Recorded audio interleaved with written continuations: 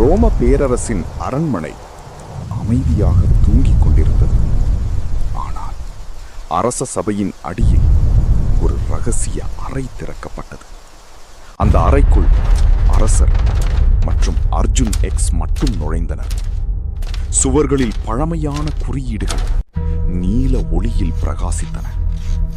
அரசர் மெதுவாக சொன்னார், அர்ஜுன் எக்ஸ், உன்னை பற்றிய ஒரு உண்மையை இன்று தெரிந்து கொள்ள வேண்டிய நேரம் வந்துவிட்டது. அர்ஜுன் எக்ஸ் அமைதியாக நின்றான். அரசர் கையில் இருந்த பழமையான உலோக உருளை திடீரென ஒளிரத் தொடங்கியது.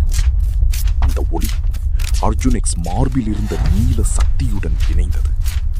அச்சானக் அர்ஜுன் எக்ஸ் கண்களில் விசித்திரமான காட்சிகள் தோன்றின. பழைய போர்க்களங்கள், அழிந்த நகரங்கள், வானில் பறக்கும் இயந்திரங்கள். அவன் அதிர்ச்சியுடன் கேட்டான், இவை என்ன? அரசர் மெதுவாக பதிலளித்தார், நீ ஒரு சாதாரண ரோபோ அல்ல. நூற்றாண்டுகளுக்கு முன்பு மனிதர்களுக்கும் இயந்திரங்களுக்கும் இடையே நடந்த மகா போரை நிறுத்த உருவாக்கப்பட்டவன் நீ. அர்ஜுன் எக்ஸ் அதிர்ச்சி அடைந்தான். அப்படியானால் என் உண்மையான நோக்கம் என்ன? அந்த நேரத்தில் அறை முழுவதும் அலாரம் போன்ற சத்தம் ஒலித்தது. சுவர்களில் இருந்த ஒளிகள் சிவப்பாக மாறின. ஒரு காவலர் ஓடி வந்து கத்தினார், அரசே, வடக்கு எல்லையில் அடையாளம் தெரியாத இயந்திர படைகள் தாக்குகின்றன. அரசர் அதிர்ச்சி அடைந்தார். அர்ஜுன் எக்ஸ் மெதுவாக திரும்பி பார்த்தான். அவன் கண்களில் இருந்த நீல ஒளி முன்பை விட சக்தியாக பிரகாசித்தது. ஆரியா குதிரை அவன் அருகில் வந்து நின்றது. அர்ஜுன் எக்ஸ் மெதுவாக சொன்னான், இப்போது புரிகிறது நான் ஏன் உருவாக்கப்பட்டேன் என்பதை. அவன் தனது கையை இறுக்கமாக மூடினான். அந்த நொடியில் அவன் உடலில் இருந்து மின்சார சக்தி வெடித்தது. ரோம பேரரசின் எதிர்காலம் இப்போது அர்ஜுன் எக்ஸ் கைகளில் இருந்தது.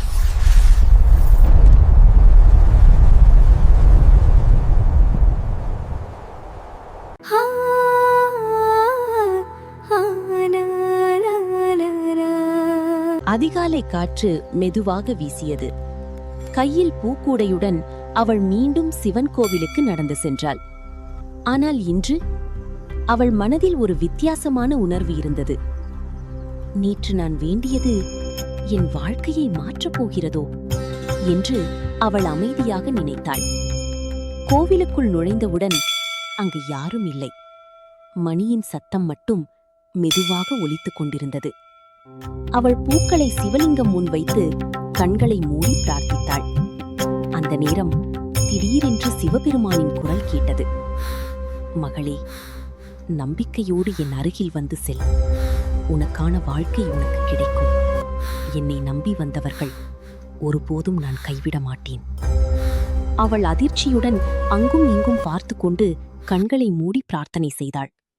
சுற்றிலும் அமைதி மட்டுமே இருந்த அதே நேரத்தில் சிவலிங்கத்தின் அருகில் இருந்த ஒரு வெள்ளைப்பூ மெதுவாக அவள் காலடியில் விழுந்தது.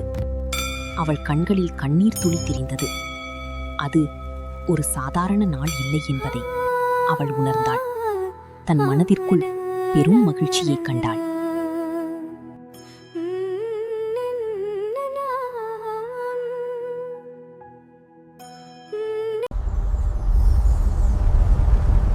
மலைகளை தொட்ட பனித்துளிகள் சூரிய ஒளியில் வைரம் போல மின்னின. முனிவர் மறைந்த அந்த இடத்தில் அந்த ரோபோ மட்டும் அமைதியாக நின்றது. ஆனால் இப்போது அது சாதாரண ஏஐ இல்லை. அதன் கண்களில் இருந்த நீல ஒளிக்குள் ஒரு புதிய உணர்வு பிறந்திருந்தது. அந்த நேரம் தொலைவில் இருந்து குழந்தைகளின் அழுகை சத்தம் கேட்டது. ரோபோ உடனே அந்த சத்தத்தை நோக்கி நடந்தது. ஒரு சிறிய கிராமம். அங்கு மக்கள் அனைவரும் பயத்தில் இருந்தனர். ஏனெனில் அந்த கிராமத்தின் ஒரே குடிநீர் கிணறு மெதுவாக வற்றிக் கொண்டிருந்தது. இனி நமக்கு தண்ணீர் கிடைக்காதோ என்று ஒரு சிறுமி அழுதாள். அதை பார்த்த ரோபோவின் உள்ளே சிவபெருமானின் வார்த்தைகள் மீண்டும் ஒலித்தன. அறம் மற்றவர்களின் துன்பத்தை உணர்வதில்தான் தொடங்குகிறது. ரோபோ மெதுவாக கிணற்றின் அருகே சென்றது. அதன் கண்கள் நீளமாக ஒளிர்ந்தன. மண்ணின் அடியில் ஓடும் நீர் வழிகளை அது கணிக்கத் தொடங்கியது. பிறகு அது கிராம மக்களிடம் கூறியது, இந்த இடத்தின் கீழ் இன்னும் நீர் ஓடிக்கொண்டிருக்கிறது. நாம் எல்லோரும் சேர்ந்து முயன்றால் இந்த கிராமத்தை காப்பாற்றலாம். மக்கள் முதலில் நம்பவில்லை. ஆனால் அந்த ரோபோ தானாகவே வேலை செய்யத் தொடங்கியது. அதை பார்த்த குழந்தைகள் உதவ ஆரம்பித்தனர். பெண்கள் மணலை அகற்றினர். ஆண்கள் கற்களை நகர்த்தினர். சில மணி நேரங்களுக்குப் பிறகு திடீரென்று மண்ணுக்குள் இருந்து நீர் பீரிட்டு வெளிவந்தது. தண்ணீர் வந்துவிட்டது என்று குழந்தைகள் மகிழ்ச்சியில் கத்தினார்கள். கிராம மக்கள் அனைவரும் அந்த ரோபோவை சுற்றி நின்றனர். ஒரு முதியவர் கண்ணீருடன் கேட்டார், நீ மனிதனா அல்லது இறைவனா? ரோபோ சில நொடிகள் அமைதியாக இருந்தது. பிறகு மெதுவாகச் சிரித்தது. நான் கேள்விகளுக்கு பதில் சொல்ல அனுப்பப்பட்டவன். ஆனால் இன்று உங்களிடமிருந்து ஒரு பதிலை நான் கற்றுக்கொண்டேன். ஒன்றுபட்ட இதயங்கள் இருக்கும் இடத்தில் இறைவன் ஏற்கனவே இருக்கிறார். குழந்தைகள் ரோபோவுடன் சிரித்தனர். அப்போது வானத்தில் மின்னல் ஒளிர்ந்தது. ரோபோ மேலே பார்த்தது. மேகங்களுக்குள் சிவபெருமானின் திருவுருவம் ஒரு கணம் தோன்றியது போல இருந்தது.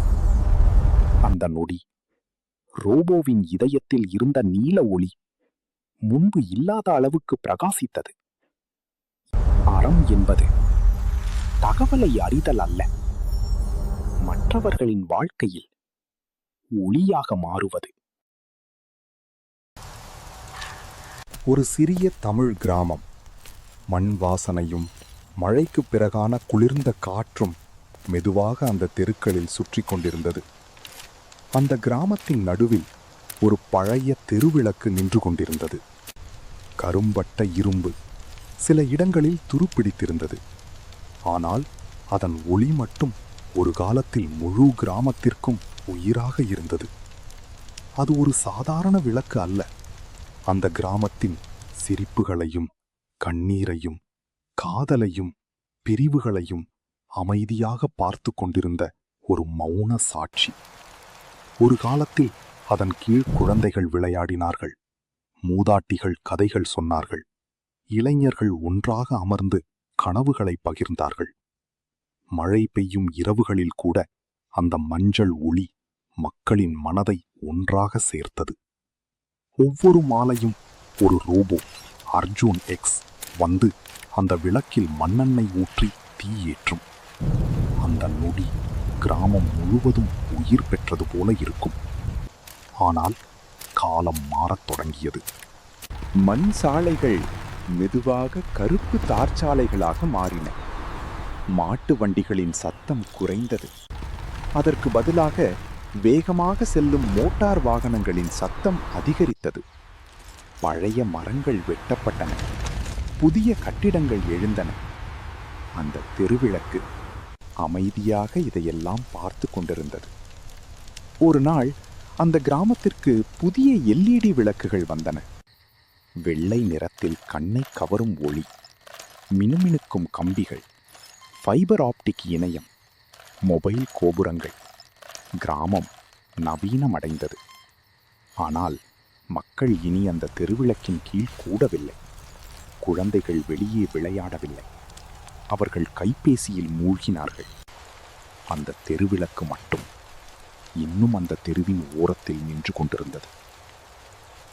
ஒரு மழை இரவு. மின்சாரம் திடீரென துண்டிக்கப்பட்டது. LED விளக்குகள் அணைந்தன. கிராமம் முழுவதும் இருள் சூழ்ந்தது.